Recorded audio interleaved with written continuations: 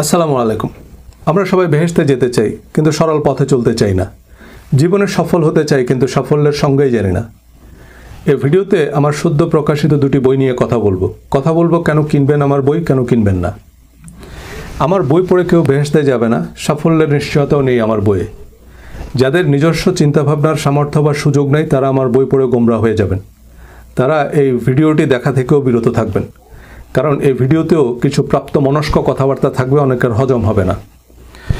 যারা তলিয়ে ভাবতে পছন্দ করেন, আসল কথা শুনতে চান, তারা ভিডিওটি শেষ পর্যন্ত মনোযোগ দিয়ে দেখুন।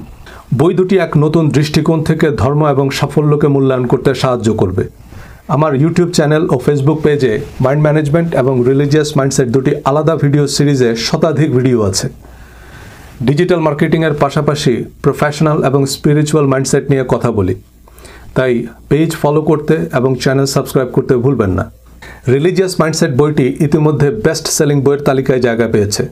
পঞ্চম মুদ্রণ পাওয়া যাচ্ছে এই বই মেলায়। বই দুটি বিশেষ মূল্যে কিনতে বিশেষ অফার লিখে কমেন্ট করুন। ভিডিওটি মনোযোগ দিয়ে শেষ পর্যন্ত দেখুন এবং ভিডিওটি শেয়ার করুন।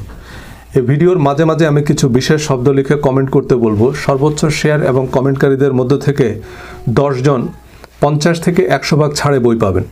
দ্বিতীয় বই হিসাবে প্রকাশিত হলেও সাফল্যের বিজ্ঞান আমার লেখা প্রথম বই।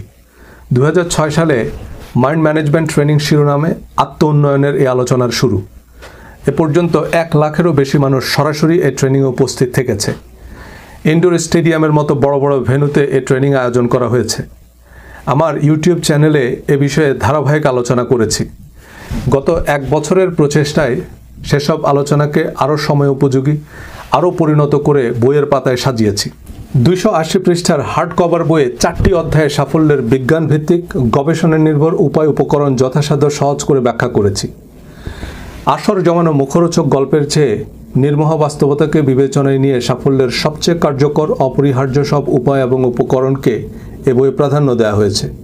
এ বইটি জীবনের প্রতিটা সাফল্য ব্যর্থতাকে নির্ভুলভাবে ব্যাখ্যা করতে আপনাকে সাহায্য করবে। প্রথম অধ্যায়ে সাফল্যকে সংজ্ঞায়িত করা, সুনির্দিষ্ট লক্ষ্য নির্ধারণ করা এবং সে লক্ষ্যে অবিচল থাকার জন্য যে ইতিবাচক মানসিকতার প্রয়োজন হয়, অর্থাৎ যে কাঠামো বা কঙ্কালের উপর সাফল্য রচিত হয়, তা নিয়ে আলোচনা করেছি। দ্বিতীয় অধ্যায়ে আমাদের ব্যর্থতার জন্য দায়ী প্রতিটা কারণ বিস্তারিত পরীক্ষা নিরীক্ষা করেছি। অমূলক ভয়ভীতি, অজানা আতঙ্ক এবং অকারণ আলস্য আমাদের সামনে যে অদৃশ্য দেয়াল তৈরি করেছে তার রসদ যোগান দিয়েছে আমাদের বেড়ে ওঠার পরিবেশ, জীবনের নানান অভিজ্ঞতা এবং প্রাতিষ্ঠানিক শিক্ষা। আমাদের অজান্তেই তৈরি হয়েছে আজকের আমি আপনি হিসাবে। মনের অবচেতনে লেখা নেতিবাচকতাকে চিহ্নিত করা এবং তা মুছে ফেলার পদ্ধতি নিয়ে কথা বলেছি এই অধ্যায়ে। তৃতীয় অধ্যায়ে বিশেষ দক্ষতা বা হার্ড স্কিল নিয়ে কথা বলেছি। যাদের সামনে কাজের সুযোগ বা সুনির্দিষ্ট দিক নির্দেশনা নেই তাদের জন্য কিছু কাজের কথা বলেছি। আমাদের চারপাশে হাজারো সম্ভাবনাময় কাজ বা ব্যবসার সুযোগ ছড়িয়ে ছিটিয়ে আছে। কীভাবে একটা কাজ বা একটা ব্যবসা শুরু করবেন তার কিছু সুনির্দিষ্ট ধারণা দিয়েছি। স্বল্প সময়ে কর্মদক্ষতা তৈরি এবং বাস্তবতাকে জয় করার প্রমাণিত এবং বৈজ্ঞানিক ধারণা নিয়ে কথা বলেছি, যা একজন উদ্যোক্তা বা পেশাজীবীকে অন্যদের তুলনায় আলাদা উচ্চতায় নিয়ে যাবে। চতুর্থ অধ্যায়ে সফল মানুষদের 7টি চিরন্তন অভ্যাস নিয়ে কথা বলেছি। পরিবেশ, অভিজ্ঞতা বা প্রাতিষ্ঠানিক শিক্ষা ব্যবস্থা থেকে অথবা নিজে উদ্যোগী হয়ে যারা এই অভ্যাসগুলো তৈরি করেছে, সাফল্য তাদের কাছে নিঃশ্বাস নেওয়ার মতোই স্বাভাবিক ব্যাপার। এই অভ্যাসগুলো দেশ, জাতি, পেশা নির্বিশেষে প্রতিটা সফল মানুষের মধ্যে বর্তমান। এই 7টি অভ্যাস তৈরি করে অগণিত মানুষ তাদের জীবনকে আরও সুন্দর, সফল ও অর্থবহ করেছে। David J Schwartz, Napoleon Hill, Anthony Robbins, Shiv Khera, Stephen Covey, Dale Carnegie, আত্মোন্নয়নের বিশ্ববরেণ্য সব লেখক, বক্তা, সুফি, সাধক, যোগী, ঋষি এই 7টি শাশ্বত অভ্যাস তৈরি করতে বলেছেন। কিন্তু এই 7টি অভ্যাস তৈরি করাই বিড়ালের গলায় ঘণ্টা বাঁধার মতোই সবচেয়ে কঠিন কাজ। এ কারণেই আমরা বিভিন্ন মোটিভেশনাল স্পিচ বা ভিডিওস থেকে ইউনিভার্সিটি ডিগ্রি ছাড়াই বিল গেটস বা মার্ক জুকারবার্গ বনে যাওয়ার ফর্মুলা পেয়ে যাই। এসব মুখরোচক গল্প খুবই ভালো লাগে, কিন্তু বিড়ালের গলায় ঘণ্টা বাঁধবে কে? এই বই পড়ে আপনি বিল গেটস হবেন না। কেন হবেন না তাও বুঝতে পারবেন। তবে সুখবর হচ্ছে আপনাকে বিল গেটস হতে হবে না, সফল হতে হবে। সফল আপনি হতে পারবেন। কিভাবে? পড়তে থাকুন চিন্তার দুয়ার খুলে। আপনি এ পর্যন্ত সাথে থাকলে সাফল্যের বিজ্ঞান লিখে কমেন্ট করুন। বইমেলায় মেরিট ফেয়ার প্রকাশনের স্টলে বই দুটি বিশেষ অফারে কিনতে পারবেন।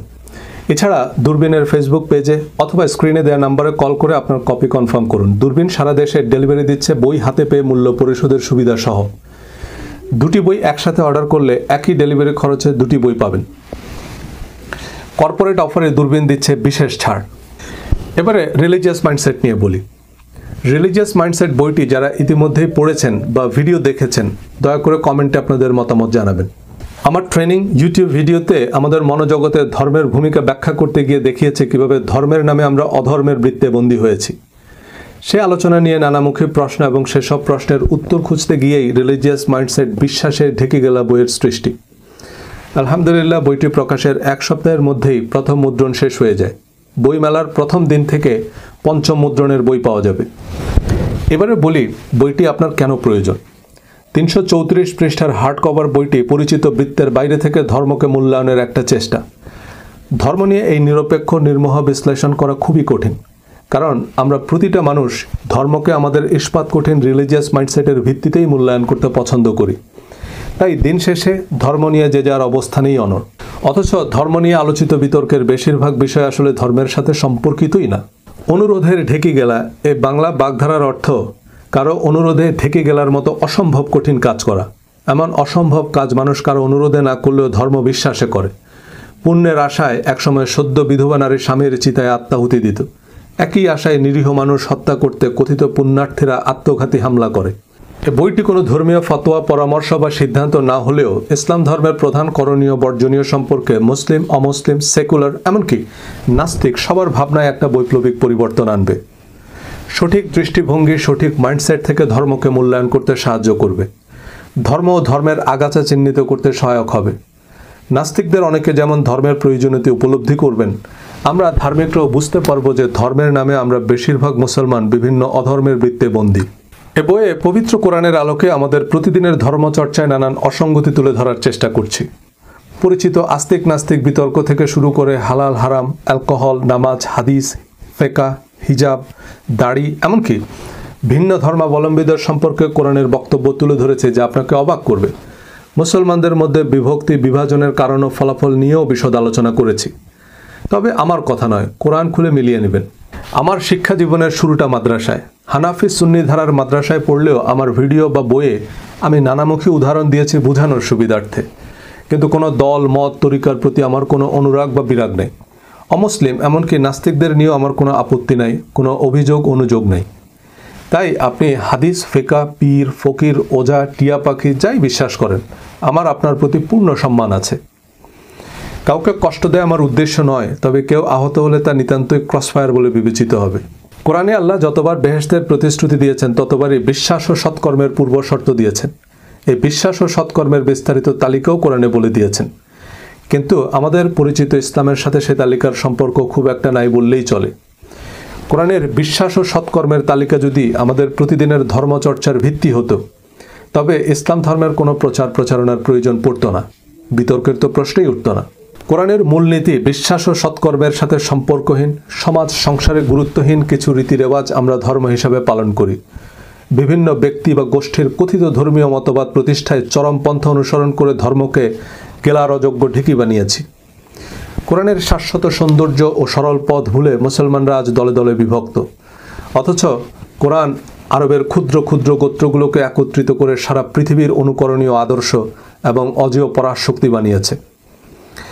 এখন পর্যন্ত ভিডিওটি দেখলে সরল পথ লিখে কমেন্ট করুন, ভিডিওটি শেয়ার করুন।